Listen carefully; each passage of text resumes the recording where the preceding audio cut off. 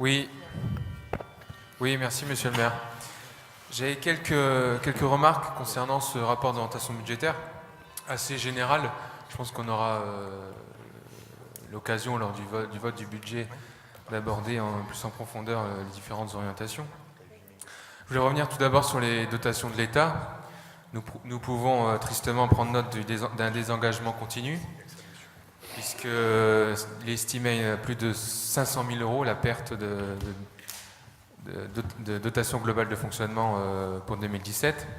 Je rappelle que cette baisse annoncée par François Hollande depuis 2012 fait suite aux suppressions de ressources décidées par Nicolas Sarkozy. Monsieur Gibson, vous disiez tout à l'heure que ce budget va dépendre des élections présidentielles.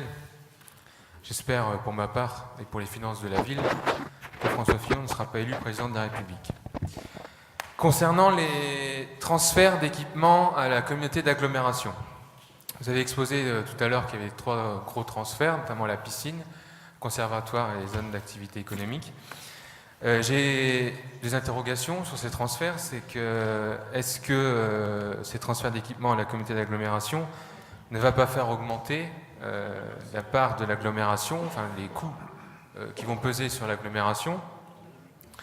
Et est-ce que ça ne risque pas, à court ou moyen terme, que la part des impôts de l'agglomération augmente? Parce que bon, on voit dans beaucoup de villes, notamment la ville de Bruy gérée par la Wacheux, qui transfère pas mal d'équipements à l'agglomération, sauf que l'agglomération, c'est pas un puissant fond. Et que donc, est-ce que vous pouvez nous garantir, je parle notamment à M. Lévy-Gaccard, qui est vice-président de l'agglomération, que les finances de l'agglomération permettent d'absorber ces transferts d'équipements?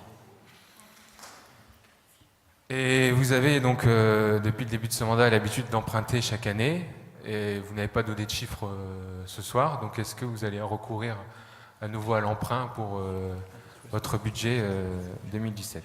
Voilà.